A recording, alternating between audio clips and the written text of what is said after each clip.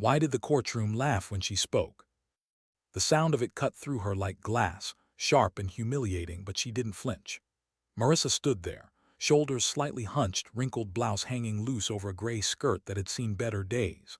To the panel of officers, congressmen, and legal aides, she looked like someone out of place, like she had wandered into a hall of polished power with nothing but worn shoes and silence. They judged her at a glance, and then, when she whispered instead of projecting, the judge's gavel cracked like a whip. "Speak up, you think a whisper is enough." His voice echoed, strong enough to rattle the wood of the benches, and just like that the laughter rose. A colonel sneered. A clerk muttered about her playing spy games. Even the stenographer sighed, calling it a waste of time. She bowed her head for a moment, like a child caught in a mistake, but then she whispered again. 4 syllables, barely audible, but each one landing like a strike no one in the room expected. Vox Delta 90. The air shifted. Something invisible, electric, threaded itself into the silence. At first, no one understood. Then, the massive monitor on the wall flickered, case files dissolving into a line of text, code verification in process. No one laughed now. 2 security officers in crisp black suits glanced at each other. One fumbled for his encrypted phone, punching in a code with trembling fingers. The other stepped back, boots squeaking against the polished floor. The young soldier in the corner whispered, "What's she talking about?" His friend smirked, but the smirk fell away when he saw the colonel's face tighten, like he'd just seen a live grenade rolling across the floor. And Marissa, she just stood there. Wrinkled clothes, tired eyes, pale skin glowing under the lights, everything about her screamed that she didn't belong. But her stillness told a different story. Her hands weren't shaking. Her gaze never left the screen. She wasn't afraid. The judge leaned forward, glasses slipping. "What did you just say?" His voice was slower now, tasting each word like poison. "I just triggered an Alpha Sun Troll directive," she replied, calm, almost bored, like she was reciting a shopping list. "The verification system will respond within 60 seconds. For a heartbeat the room hesitated. Then came the chuckles again. The clerk with the crooked tie muttered, "She's playing spy games." An aide with red nails smirked. "Probably thinks she's in a movie." More laughter, more dismissive eyes flicking toward her. Marissa adjusted her skirt, her fingers brushing the frayed hem, and lifted her chin just slightly. Her voice had been a whisper, but her silence afterward carried louder than their mockery. The screen flashed again. Voice confirmed. Protected entity. Do not interrogate. The words rolled across the courtroom like thunder. Chairs scraped back, officers rising to their feet. A female captain yanked off her headset, muttering, "That's impossible." The recorder began erasing the transcript line by line. A major stammered something about national-level clearance. And still, Marissa didn't move. She didn't gloat, she didn't even blink. She just stood there, holding steady as chaos rippled around her. The colonel slammed his fist on the table. His metals clinked as he snapped. "You think 4 words can save you from charges of destroying classified files?" A congressman in the gallery shouted about detaining her for obstructing trial procedures. Another officer sneered, "You're nobody, no clearance, no record, just a ghost from some forgotten base." The words stung the air, heavy with contempt. But Marissa only lifted her hand to her forehead, not a salute, not a gesture anyone recognized. Something else. Something that made the colonel's jaw lock tight. The screen flickered again. Code verification in process. No one spoke now. Not the congressman tugging at his tie. Not the captain who had rolled her eyes. Not the stenographer who had been eager to record her downfall. The room seemed to hold its breath. She reached into her bag and pulled out a crumpled photograph, a desert base at sunset. Its edges were torn, worn from years of being held, carried, remembered. For a second her eyes softened as she looked at it. Then she tucked it away, her face unreadable once more. Another officer muttered, "She's bluffing. She's just some clerk who filed the right papers once. But when Marissa set her bag carefully on the floor, straightened her posture, and laced her fingers in front of her, the room shifted. It was subtle, but it was there, an authority that had nothing to do with medals, uniforms, or suits. And then the monitor glowed again. Voice confirmed, protected entity, do not interrogate. The second confirmation. Gasps rippled. Someone dropped a pen and the sound cracked through the silence like a gunshot. Nobody laughed this time. "What are you?" the judge asked, his voice quieter, almost reverent. She didn't answer. Her eyes swept the courtroom, steady and tired. Officers who had mocked her avoided her gaze. The congressman fiddled with his phone, but his hand shook. Even the young soldier sat frozen, his smirk gone, fear spreading through his boyish features. A wiry panel member leaned forward, his voice rough. "Say another code, or is that the only trick?" Whispers flared, accusations rose. "She's staging this. She's wasting our time. She's got no badge, no payroll record." Marissa reached into her pocket, slowly, deliberately. She pulled out a keychain, a faded star dangling from it, tarnished from years of wear. She rubbed her thumb across it once, then let the silence carry it forward. The reporter in the gallery, notebook in hand, had been scribbling impatiently. Now her pen froze midair. Even she couldn't look away. Marissa stepped forward. She moved as if through water, deliberate, controlled, as if every step was a choice. She approached the judge's bench. On the evidence table lay a silver envelope, triple-sealed with red wax. She picked it up with steady fingers and placed it in front of the judge. Her whisper came again, soft, barely there, but sharper than any shout. Level 3 response code, Phoenix Echo Theta. The seals cracked open. The judge unfolded the paper, his eyes widening as he read. His voice shook. "This is a directive only the Supreme Commander can issue." A hush fell, even the colonel's breath caught. Sirens wailed outside. The monitor flashed. Operation Red Desert terminated. Billions of dollars, years of planning, shut down in an instant by the whisper of a woman they had dismissed as just logistics. Marissa didn't smile. She didn't weep. She didn't even glance at the men who had mocked her. She clasped her hands again, her voice steady when she spoke. "I told you, I'm only authorized to speak when permitted." And the truth began to bleed through the walls. She had been forgotten, written off, buried under files and dismissals. They thought she was no one. But she carried codes that bent nations, memories that could end operations, whispers that froze rooms. And as the red lights flickered, locking the courtroom doors, even the judge understood. It wasn't power she carried. It was weight, the kind that crushes a life when carried alone. Why hadn't she fought back when they mocked her? That question hung in the air, unspoken, like smoke curling against the ceiling. In the courtroom, every officer and aide was watching her now, waiting for her to crack, waiting for a mistake. But Marissa didn't fight. She didn't need to. Her silence was heavier than their words, her whispers sharper than their accusations. The screen still glowed red. Operation Red Desert terminated. All personnel stand by for debrief. The congressman's phone buzzed. His face drained as he read the message. Clearance revoked. Funding cut. His career bleeding out on a screen he couldn't control. He cursed it under his breath, tried to hide the tremor in his hands, but it was too late. Everyone saw. The captain who had mocked her sat back in her chair, lips pressed into a tight line. The smirk she wore earlier was gone, replaced by the face of someone realizing they'd pushed against a wall that could not be moved. The young soldier in the corner leaned closer to his friend. His voice trembled when he whispered. She stopped it. She stopped the whole thing. Marissa heard them. She heard all of it, but her gaze didn't falter. The judge cleared his throat, trying to reclaim authority, but his voice betrayed him. "Young lady," he said, softer now, almost hesitant, why live like this? Why appear before us like nobody?" Marissa's eyes met his. For a moment, the weight of years flickered across her face, a life carried in silence, a burden no one in that room could understand.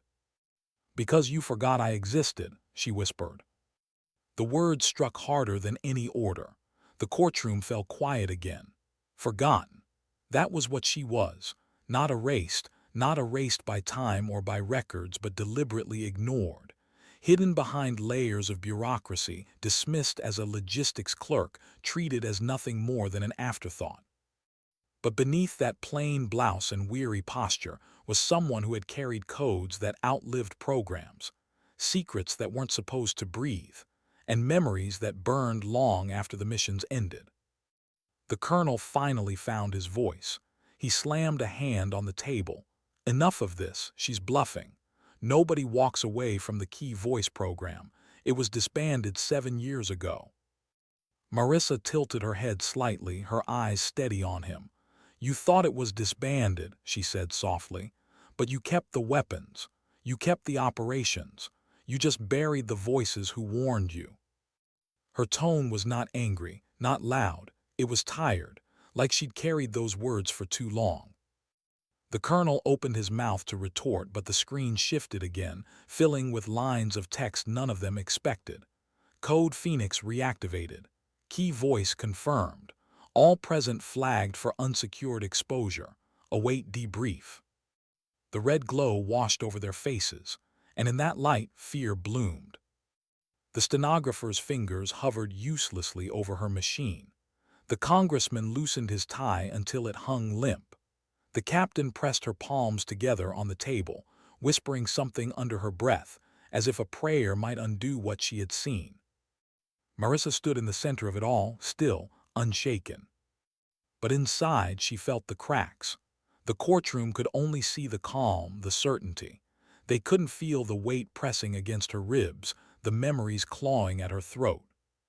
She hadn't wanted to speak. She hadn't wanted to be here at all. Every whisper pulled her deeper into a past she had buried, a desert sun that burned her skin, nights spent listening to transmissions in the dark, a voice in her ear telling her when to activate the codes. She had been young then, too young, too willing. And when the missions ended, they discarded her, erased her, wrote her off as just logistics. But she had never stopped carrying the codes. And now, because they had dragged her into this courtroom, the codes carried them. The judge finally lowered his gavel to the desk. His hand trembled. "What do you want from us?" he asked.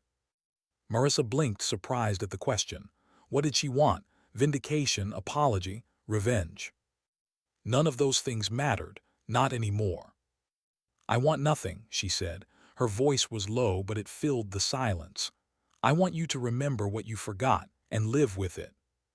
For the first time since the trial began, there was no rebuttal, no mocking laugh, no whispered insult, only silence, heavy, uneasy. But silence is fragile, it never lasts. From the back, a contractor in a cheap suit scoffed loudly, forcing a smirk. "She's bluffing. A low-level clerk with delusions of grandeur. Look at her. Wrinkled blouse. No badge, no file, just a nobody who memorized the right words." A few heads turned. Some officers nodded faintly, clinging to denial like a lifeline. If she was just a fraud, then none of this was real. Marissa lowered her gaze. Her fingers brushed against the strap of her bag. The leather was worn, frayed from years of use. Slowly, she set it down again and straightened her posture. The contractor's smirk faltered. In the silence that followed, she reached inside her pocket and withdrew something small, a patch of faded cloth with a star emblem. She held it high enough for the front rows to see. The colonel froze. The captain's breath caught. Even the congressman leaned forward, his face pale. That patch wasn't just fabric. It was a mark tied to an operation they all remembered, an operation whose files had been locked away, sealed, sworn never to exist. And Marissa still had the emblem. The young soldier whispered, almost to himself, she was there. The contractor swallowed hard, his bravado leaking away. His words dried in his throat. Marissa lowered the patch, folded it carefully, and tucked it back into her pocket. Her voice followed, calm and measured. "I left the system to protect memories, not to be honored. But if you question me, then face the consequences of what I remember." It wasn't a threat, not exactly, it was a truth, heavy, immutable. The monitor pulsed again. Red light washed over the walls. All present flagged for unsecured exposure to key voice. Await debrief. The courtroom doors locked with a metallic click. The sound cut through the air like a final verdict. A ripple of panic spread. The aide with the red nails let out a sharp, nervous laugh, but it died quickly. The stenographer muttered something about procedure, but her hands wouldn't touch the keys. The congressman tried to push toward the door, but the guards blocked his way. And Marissa, she simply turned her head, her eyes catching the sunlight streaming through a high window. Dust motes glimmered in the beam, swirling like fragments of time. She smoothed a wrinkle in her blouse. Small, deliberate.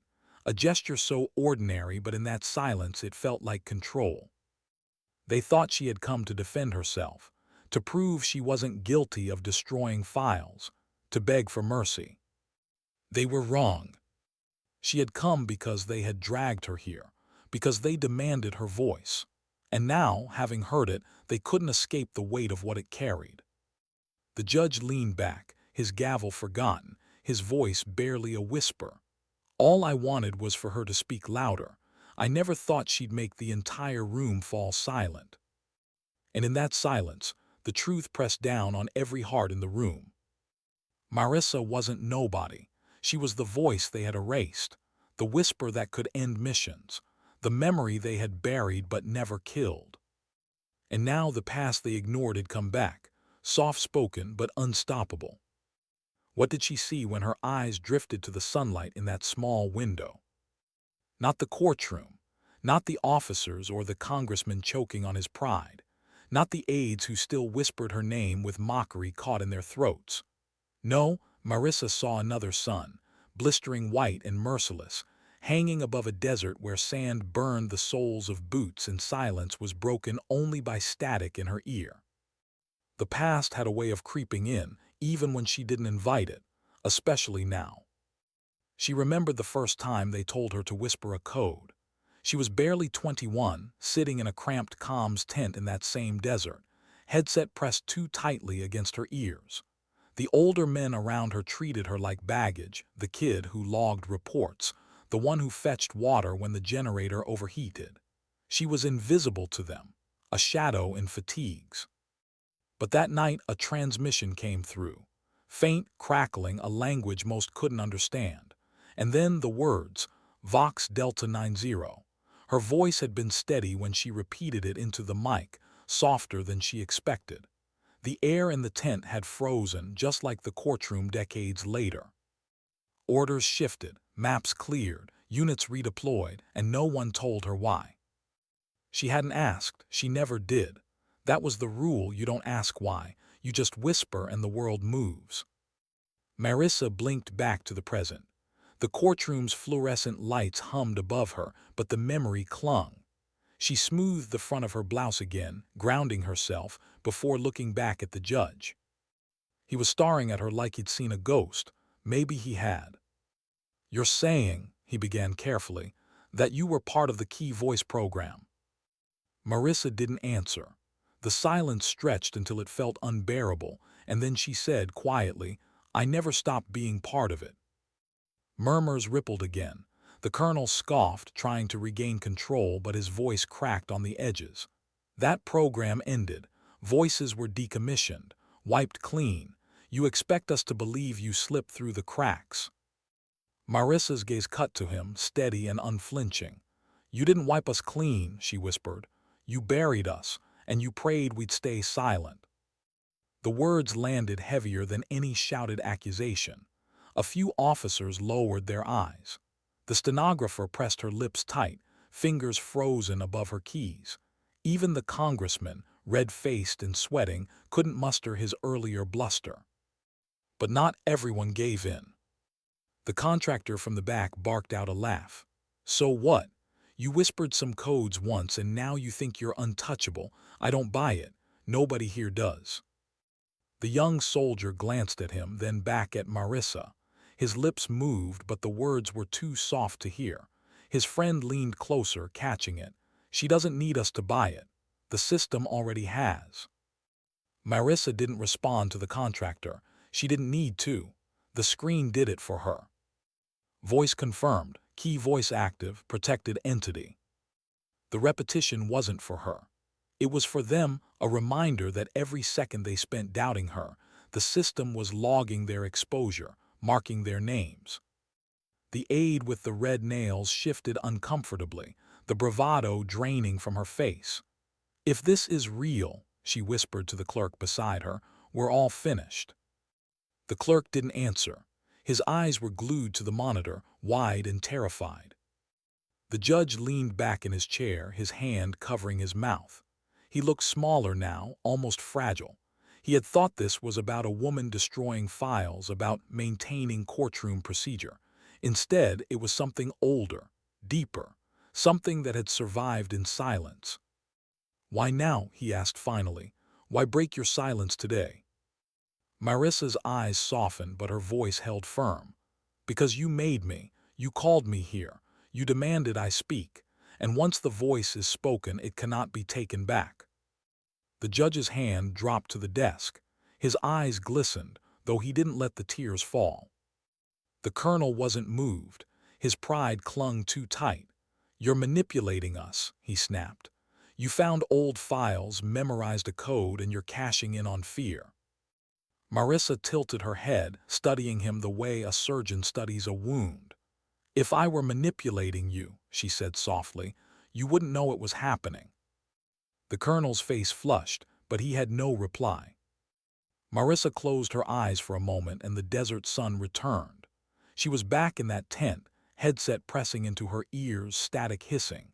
Her commanding officer had stood over her, dismissive at first, then pale with realization as her voice activated something he couldn't control.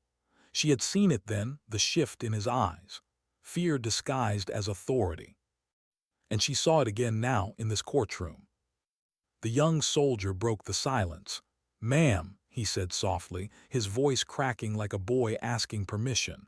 What did you stop today?" The question hung heavy. Everyone leaned in, waiting for her to answer. Marissa opened her eyes. The courtroom came back into focus. The monitor still glowed red. Sirens still wailed faintly outside. She didn't answer right away. She let the weight of the question fill the room. Then, almost too softly to hear, "Something you were never supposed to see." The captain's hand trembled against the table. The congressman clenched his fists. The contractor shook his head violently, refusing the truth even as it stared him down. Marissa's words weren't just a revelation. They were a warning. The colonel's chair scraped back as he stood. His chest rose and fell like he'd been sprinting. "I won't sit here and let a ghost from a dead program hold this room hostage. She's a fraud." He turned toward the judge. "Order her detained now." But before the judge could speak, the monitor pulsed again.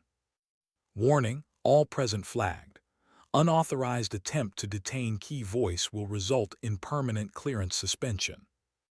The colonel froze mid-step. His jaw worked, but no sound came. Marissa hadn't moved. She hadn't even lifted her head. She just stood, still as stone, her voice waiting like a storm on the horizon. And for the first time, the colonel sat back down.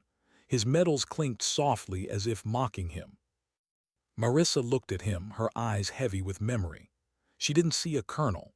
She saw another officer, years ago, staring at her with the same denial, the same pride, right before the desert lit up with fire she hadn't meant to unleash.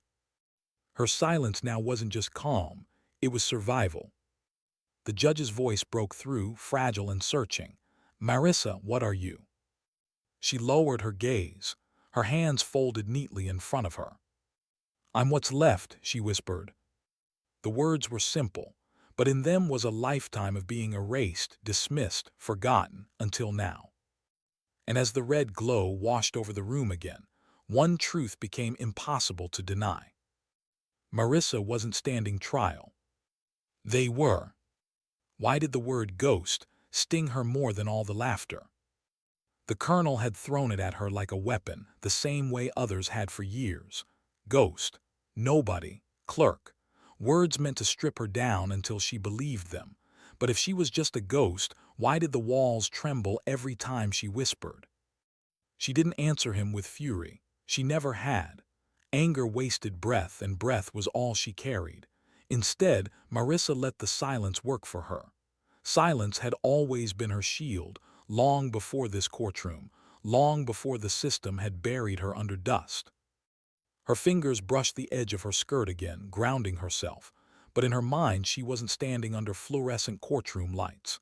She was back under a night sky full of desert stars, headset cradling her ears, her body tense inside a command trailer that smelled of dust and sweat. She was 19, raw and untested, sitting among men who treated her like an intern. That night had started with laughter too. Why's she even here? One of them had muttered, his boots propped carelessly on the console. She logs the transmissions, another said with a smirk. Someone gotta fetch the coffee. Marissa hadn't looked up. She had focused on the static, the endless hiss of voices skipping across frequencies. Then, buried in the noise, something strange, a phrase she'd been trained to recognize but never expected to hear. Vox Delta 90. She whispered it without hesitation, her tone steady but soft. The entire room went still. The officer who'd mocked her dropped his boots to the floor. Another cursed under his breath. The generator outside hummed louder as if the world itself had shifted. 10 minutes later, every unit in that sector was ordered to stand down. Planes in the air were recalled. An operation worth millions was halted mid-stride. All because she whispered 4 syllables. That was the night she stopped being invisible, at least to the system. To the men around her, she was still just a girl with tired eyes. But her voice carried weight they couldn't touch, weight they didn't want to admit existed. Back in the courtroom, Marissa blinked the memory away. The faces staring at her now were older, harder, polished by years of medals and politics, but their fear was the same. The congressman's face shone with sweat. His voice cracked as he tried to regain footing. "We don't answer to you," he said, gesturing wildly at the officers. "We are the authority here. Do you understand? This is a court of law. This is our process." Marissa tilted her head slightly, her hair falling loose over her shoulder. "Authority," she whispered. "You think I want it? Authority is the last thing I ever wanted. It's weight. It's silence. It's carrying memories no one else dares to hold."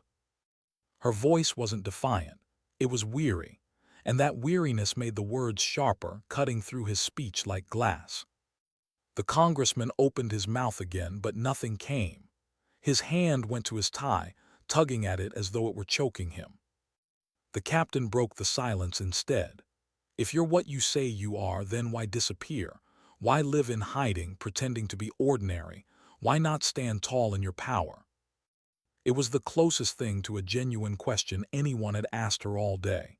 The captain's face was flushed, but her eyes behind the anger held something else. Curiosity, maybe even envy. Marissa met her gaze. For a moment the courtroom vanished. She was back on a transport plane, the kind with no seats, just metal benches.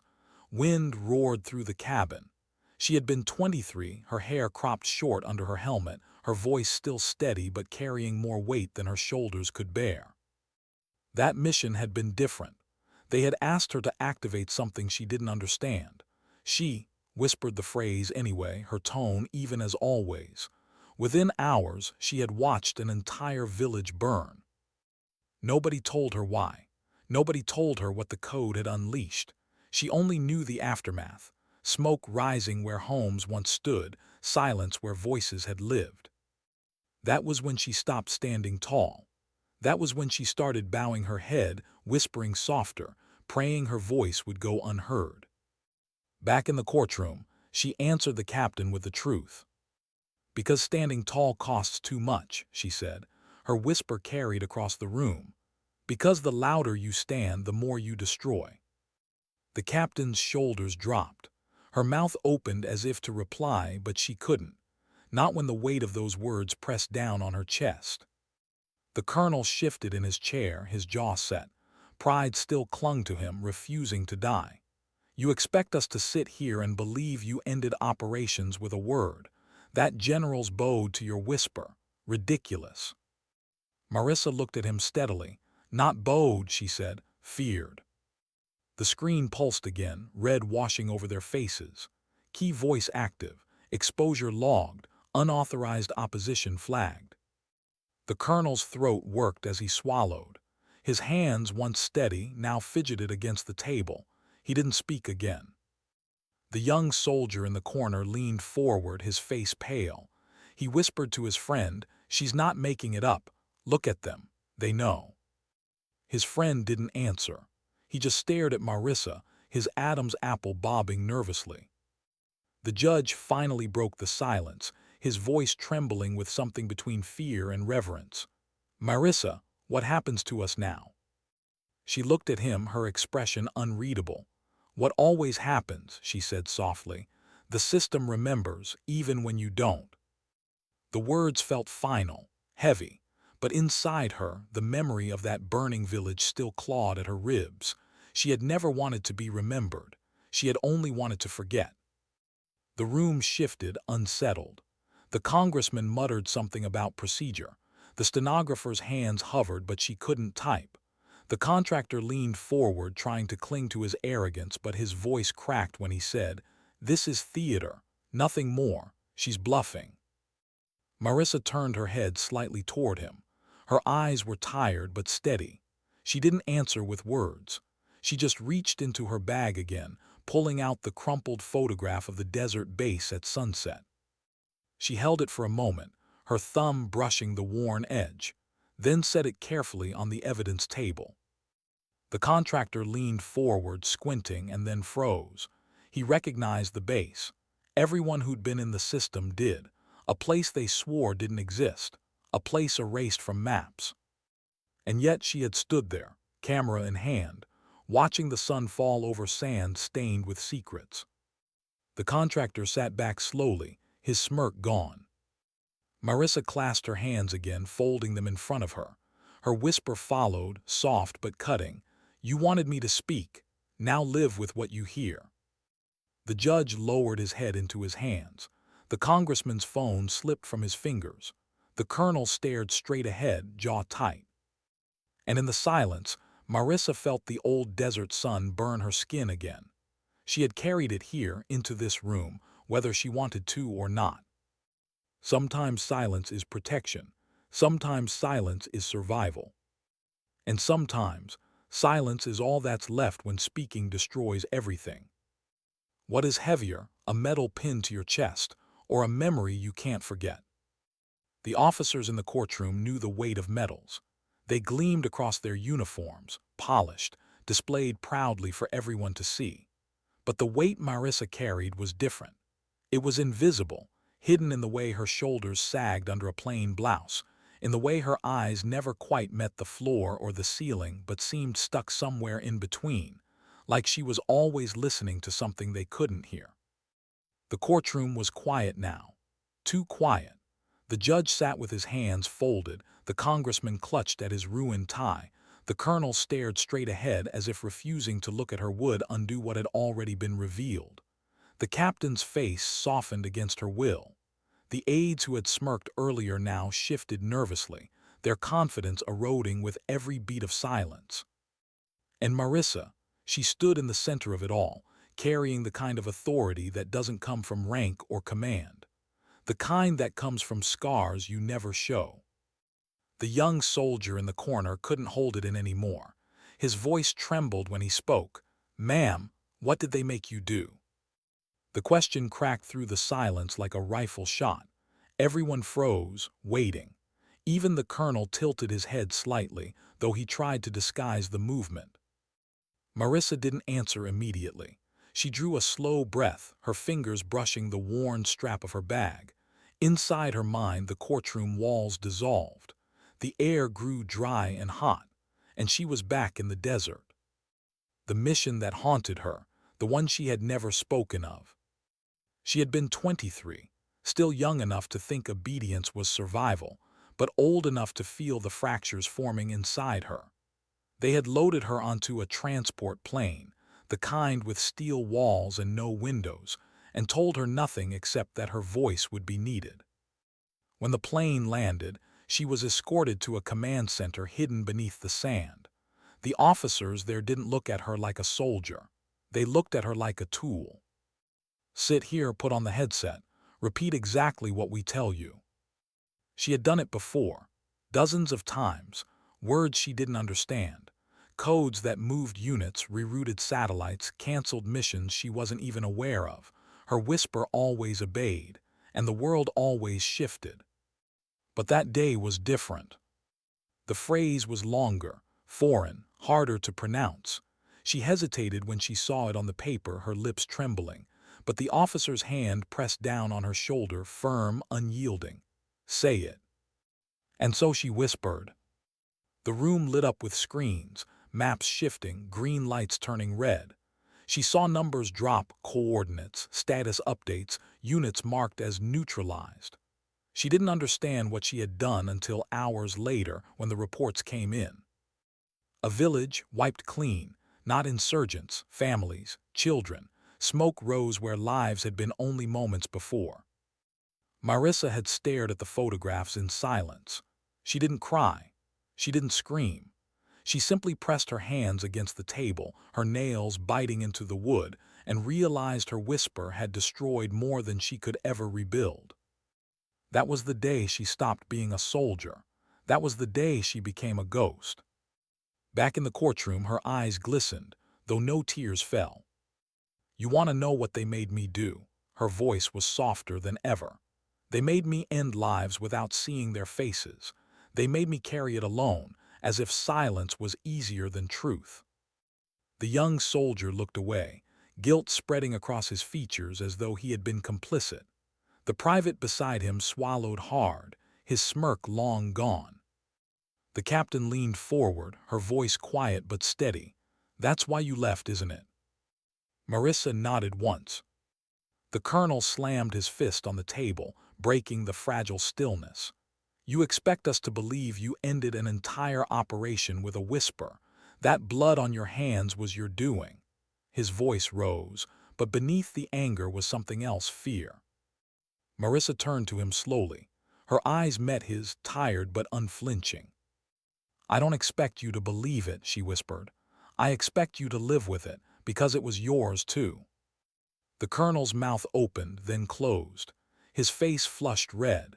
He looked like he wanted to shout, to tear her words apart, but nothing came, because deep down he knew. The contractor in the back tried again, his voice brittle with desperation. You're lying. None of this happened. You're playing us with theater and fake codes. Marissa didn't look at him. She didn't need to. The monitor lit up again. Operation Archive unlocked. Crosscheck initiated. Lines of text scrolled across the screen. Coordinates, dates, reports once sealed. The courtroom watched in silence as the truth they had buried surfaced in red letters. The captain's hand flew to her mouth. The congressman's face turned the color of ash. Even the stenographer who had written her off as a fraud froze mid-keystroke, her fingers trembling.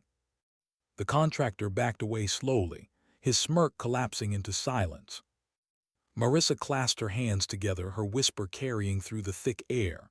You called me here to defend myself, but I wasn't on trial. Not then, not now. You are. The room erupted in murmurs, frantic whispers bouncing between polished uniforms and anxious faces. Some argued, others denied. A few sat in stunned silence. But Marissa didn't move. Her eyes found the small crack in the marble floor, the same one she had touched earlier, and lingered there. That crack felt familiar, like her own, fractured, imperfect, but still holding. The judge finally spoke, his voice breaking. Marissa, what happens when the system finishes cross-checking? She tilted her head, her eyes glinting in the red light. The same thing that always happens, she whispered. The truth survives. The colonel sank deeper into his chair. The captain closed her eyes. The congressman muttered a prayer under his breath. Marissa stood silent once more, her whispers spent, her scars unhidden. She hadn't come to prove she was innocent. She hadn't come to win. She had come because they forced her voice into the open, and once spoken, it could never be buried again. And the system, it remembered everything. What breaks first in a room full of power, pride or fear? The courtroom had been built for order, for control. Every detail reflected authority: the polished benches, the high ceiling, the flags and seals staring down from the walls. But order couldn't hold against what was happening now. Not when the screen glowed red with truths no one could deny. Not when the whisper of a woman they dismissed had undone everything they thought they commanded. The monitor still pulsed, its words unrelenting. Operation Archive unlocked. Clearance suspensions in process. Unauthorized exposure logged. The congressman clutched at his phone again, his hands shaking. But every time he tried to dial, the device locked, the screen flashing, access revoked. He cursed under his breath, his voice breaking, then turned on the judge. "Do something. You can't let this stand. This is our courtroom. We set the rules." But the judge didn't look at him. He sat slumped against the bench, his gavel forgotten, his eyes hollow. He whispered more to himself than to anyone else. "I asked her to speak louder. I didn't know her voice could end us." The colonel leaned forward, his face red, his metals clinking with every tremble of his chest. "You've trapped us all in here," he snapped at Marissa, his words trembling with anger and fear. "For what? To humiliate us, to prove some point. You've destroyed your own credibility." Marissa's eyes turned toward him, calm and steady. "I didn't destroy anything," she whispered. "I reminded the system who you are. It did the rest." The colonel's jaw tightened, but he couldn't speak. His pride was splintering, piece by piece. The young soldier in the corner shifted in his chair. His hands were trembling and his voice cracked when he spoke. "Sir, what if she's right?" The colonel whipped his head toward him, fury flashing in his eyes.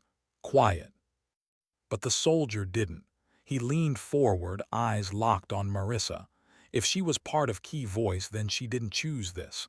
She didn't make the system listen. It always listened. We were the ones who forgot.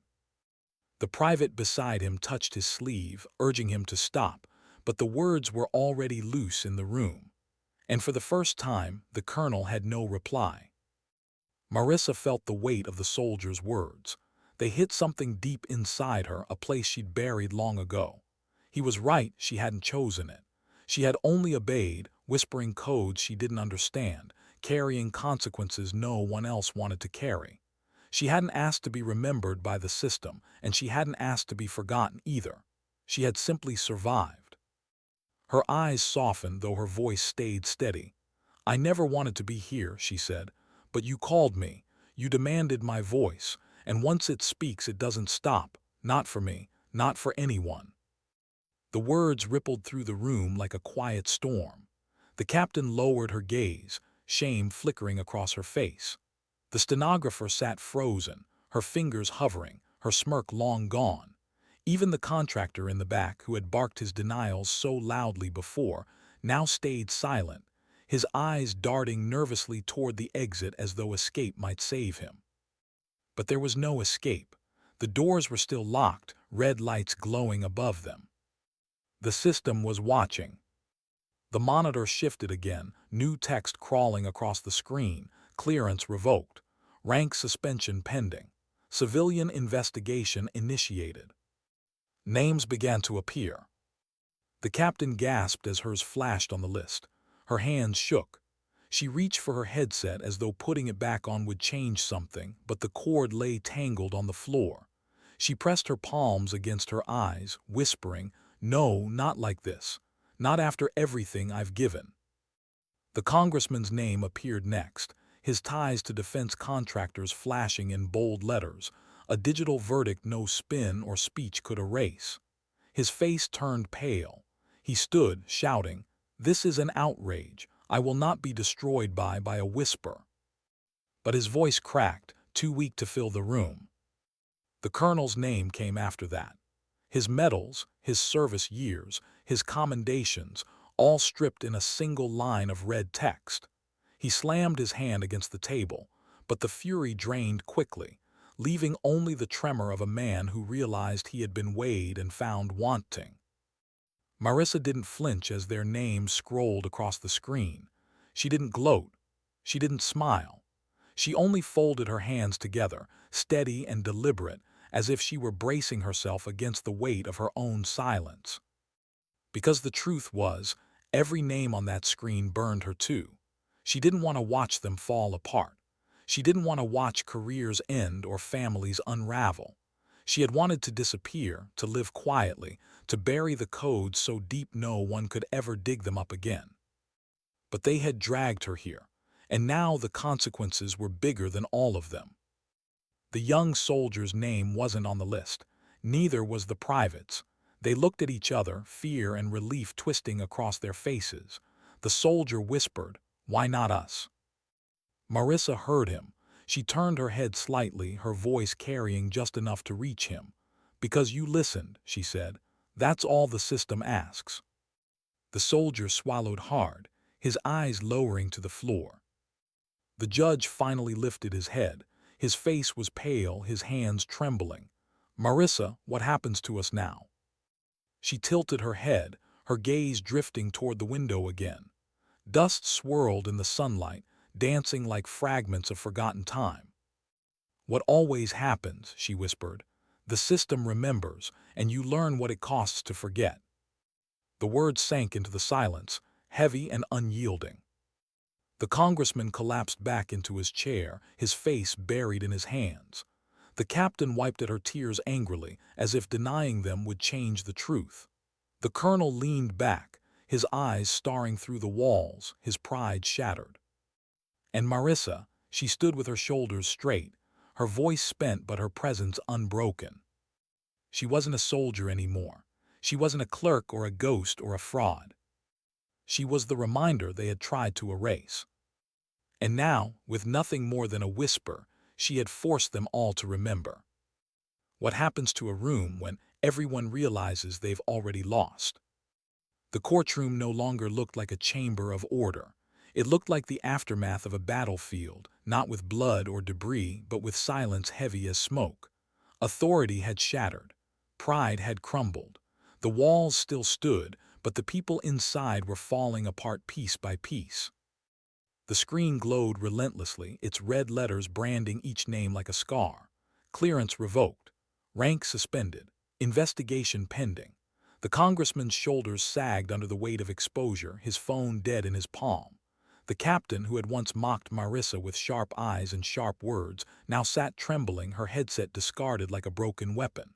The colonel, medals still clinging to his chest, seemed smaller somehow, as if the steel in his voice had melted away. Marissa stood in the center, silent. And then the sound came, the metallic thud of boots outside, the shift of locks. The doors that had sealed them hissed, the red lights overhead flickering. Heads turned. Fear rippled through the room. Two men in dark suits entered first. Not military, not Congress. They carried themselves with the quiet weight of people who didn't need uniforms to command. Their faces were unreadable, their movements measured. Behind them, another agent followed, her hair tied back, her eyes scanning the room like she had already memorized every face. They didn't announce themselves. They didn't have to. Everyone in the courtroom recognized them for what they were, the ones who show up when things go beyond control. The colonel half rose from his seat, his voice sharp with desperation. "This proceeding isn't over. You have no jurisdiction here." One of the men turned his head slightly, his expression flat. It was over the moment she spoke. The colonel froze, his protest dying before it left his lips. The congressman scrambled to his feet, his voice cracking. "You can't let this stand. Do you know who I am? I have." The female agent cut him off with a glance. "We know exactly who you are." Her tone was cold, but it carried finality, the kind of voice that ends arguments before they begin. The congressman sank back into his chair, defeated. The agents moved forward, but not toward the officers, not toward the congressman, not toward the judge. They walked to Marissa. The courtroom watched, every eye locked on her, waiting for shackles, waiting for commands, waiting for something that would make sense of the chaos. But the agents didn't restrain her. They didn't even touch her. They simply stopped at her sides, standing with the quiet precision of guards who had always been there, waiting. The young soldier whispered to his friend, his voice trembling, "They're here for her." The private swallowed, shaking his head. "No, they're here because of her." Marissa didn't move. She didn't look at the agents or the officers or the congressman. Her eyes were fixed on the floor, on the same crack in the marble she had touched earlier. She wondered if anyone else noticed it, that fracture running through the foundation, small but permanent. Her silence held the room hostage, but inside her mind spun. The memories came sharper now, faster. She was back in the desert again, but not in the tent this time. She was on the ground, dust in her mouth, fire on the horizon, screams in the distance. That mission had been her breaking point, the one that ended her career, the one that made her walk away. She remembered the officer who had pressed the phrase into her hand, his voice cold, telling her to whisper it. She remembered obeying, and she remembered the silence afterward, the kind that followed only after destruction. She had carried that silence ever since. And now, as the courtroom stared, she wondered if maybe she had brought that silence with her. Maybe she was the fracture in every room she entered. Maybe she was the crack in the marble floor. The judge's voice broke her thoughts. He leaned forward, his eyes weary, his gavel untouched. "Marissa, what happens to us now?" Her lips parted. For a moment no sound came. Then, softly, "You learn to live with the memory of what you forgot." The captain lowered her face into her hands. The congressman muttered curses that carried no strength. The colonel stared straight ahead, his fists clenched but powerless. The agents didn't move. They didn't need to. Their presence was enough. The young soldier spoke again, his voice hesitant. "Ma'am, do you regret it?" The question hit her harder than she expected. Regret. She had carried that word longer than she had carried the codes. It lived in her bones, in her silence, in the nights she lay awake hearing whispers only she could hear. Did she regret obeying? Did she regret surviving? Did she regret whispering words that erased lives she'd never known? Her eyes closed for a moment. She saw the village again, the smoke, the silence. She felt the officer's hand pressing down on her shoulder, urging her to speak. She felt the weight of the patch she still carried, the faded star emblem rubbed thin between her fingers. Then she opened her eyes, and the courtroom was waiting. "Yes," she whispered, "every day." The soldier looked down, his throat tight. The private shifted uncomfortably, his face pale. But Marissa didn't stop there. Her voice, though soft, carried stronger now. "Regret doesn't undo what's been done. It doesn't erase the fire or the names or the silence. But regret is all that's left when truth is buried, and I've carried enough of it for all of you." Her words pressed into the room like a confession and an indictment all at once. The judge lowered his gaze. The captain's shoulders shook. The congressman slumped further in his chair. Even the colonel, proud to the last, let out a breath that sounded more like defeat than anger. The agents finally moved. The man on her right touched his earpiece, listening. Then he nodded once. "Time," he said quietly. Marissa straightened her shoulders. She didn't resist. She didn't ask questions. She simply reached for her bag, the same worn strap she had carried for years, and lifted it onto her shoulder. The agents flanked her, silent as shadows. As she stepped toward the exit, the congressman shouted after her, his voice shrill. "You can't just leave. You owe us answers." Marissa paused, her hand on the doorframe. She didn't turn. She tilted her head just enough for her voice to carry. "I owe you nothing," she whispered. The words landed like a verdict. The congressman sank back, his face pale, his hands trembling. The young soldier sat frozen, his eyes wide. The private whispered, She's not like us, she never was." The colonel said nothing. The captain stared at the floor. The judge, for the first time in his long career, felt truly powerless. And Marissa stepped out, the agents moving with her, their silence as absolute as hers. Behind her, the courtroom unraveled. But inside her, another battle raged, not with them but with herself, with the memories that never left, with the fire she had unleashed, with the whispers that had built her into something she never wanted to be. And as the door closed behind her, her regret followed, heavy, unseen, unending. What does the world look like when you walk out carrying truth that no one else wanted spoken? Marissa stepped into the corridor, her worn shoes soft against the marble floor. The agents flanked her, their faces unreadable, their silence as heavy as hers. Behind her, the courtroom doors shut with a mechanical click, locking the chaos inside. She didn't look back. She never did. Looking back only meant carrying more than she already bore. The hallway was lined with reporters. Cameras flashed, pens scratched, questions erupted like gunfire. Who is she? What authority does she have? What does this mean for the Red Desert program? But none of the agents answered, and neither did Marissa. She kept her gaze forward, eyes fixed on the sunlight streaming from the building's main doors. It was blinding after the red glow of the courtroom. The air smelled different too, fresher, almost fragile. The world hadn't stopped turning. People were still walking on sidewalks, cars still moved, birds still called in the distance. But for those who had been in that room, nothing would ever feel ordinary again. A black car waited at the curb.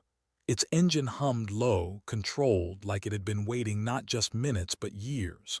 One of the agents opened the door. Marissa hesitated, her hand resting on the frame, and for the first time that day, she closed her eyes. She saw them again, the village, the smoke, the fire she could never put out. She saw the faces of soldiers who had once laughed at her, only to fall silent when her whisper changed the air around them. She saw the officers who had dismissed her, the men who had called her nobody, ghost, clerk. And she saw herself, younger, believing silence could save her, believing if she stayed quiet long enough, the memories would fade. But silence hadn't saved her. It had only preserved the weight, locking it inside her ribs where no one else could see. Until now. She opened her eyes and slid into the car. The door shut softly behind her. The agents didn't follow. They weren't meant to. Their job was done. The man waiting in the car turned his head, his presence filling the space without words. He didn't smile. He didn't frown. He simply was steady, unshaken, as if he had been standing on the edges of her silence all along. The car pulled away. The courthouse shrank in the distance, but the echo of the judge's whisper lingered in her mind. All I wanted was for her to speak louder. I never thought she'd make the entire room fall silent. Outside, the world was already reacting. Screens lit up in cafes, in offices, in homes. Breaking news banners scrolled across channels. Operation Red Desert terminated. Courtroom in chaos. Names exposed. Key voice confirmed. The congressman's career unraveled before the evening was out, his alliances stripped bare under the floodlight of leaked documents. The captain's recorded words from the trial spread online, her mocking smirk replayed endlessly, now a stain rather than a badge of confidence. The colonel was reassigned within hours, his security clearance shredded, his medals a memory no one would honor. The young soldier and the private weren't spared either, though not in the same way. They were summoned, again and again, debriefed until their voices cracked. Every word they had whispered in that courtroom was dissected, weighed, recorded. And at night, when they lay in their bunks, they couldn't stop seeing her, the woman they had laughed at, dismissed, until her whisper froze them in place. Marissa knew the fallout would spread. It always did. Truth wasn't a pebble dropped into still water. It was a storm breaking branches, flooding banks, leaving scars where it passed. She had lived it once before when her words burned a village. Now she lived it again, only this time the fire burned reputations instead of homes. But the smell of smoke was the same. The car turned down a quiet street lined with old brick buildings. It stopped in front of a small apartment with mismatched curtains and peeling paint. Marissa stepped out, her bag slung over her shoulder, its strap worn thin. The man didn't follow. He simply nodded once, a gesture of respect, of understanding, before the car pulled away into the dusk. Inside, the apartment was still. A table cluttered with half-read books, a chair with a loose leg, a window cracked open to let in the autumn air. She set her bag on the counter and exhaled slowly, as though the weight of the day had finally pressed the air from her lungs. Her husband was already there, standing in the kitchen. His movements were quiet, unhurried. He poured her a glass of water and placed it gently in her hands. Their fingers brushed, and for a moment that was enough. No words, no whispers, just the comfort of being seen by someone who didn't need explanations. Marissa drank, her throat dry. She lowered the glass and leaned against the counter. Silence settled between them, but not the courtroom silence, not the heavy silence of judgment or fear. This was different. This silence was soft, safe, alive. She wanted to stay in it forever. But the world outside wouldn't let her. News would keep breaking. Files would keep leaking. Names would keep flashing on screens. People would argue about her existence, her authority, her role in a program they thought long buried. Some would call her a fraud, others a hero. Most would never understand she was neither. She was just Marissa, a woman who had whispered codes she didn't choose, who had carried regrets she couldn't bury, who had survived a system that thrived on forgetting. She stepped to the window. The street was quiet. A child laughed somewhere in the distance. A dog barked. A bus rumbled by, carrying passengers who had no idea the world had shifted that day in a courtroom. Marissa pressed her palm against the glass, feeling the coolness. She thought about the judge's broken voice, the soldier's trembling question, the captain's tear-streaked face. She thought about the officers who had looked at her with contempt and walked away stripped of their pride. She thought about the silence that had followed her for years, the silence she had carried like a weapon and a wound. And she realized something she hadn't before. Silence wasn't weakness, it wasn't submission. Silence was survival. But survival wasn't living. Her whisper had ended programs, stopped missions, saved lives, destroyed others. It had frozen rooms, shattered pride, exposed corruption. But the whisper had also trapped her, binding her to a past that never let her go. Now, standing in her apartment, her husband's presence steady beside her, she wondered if maybe, just maybe, there was another kind of silence waiting.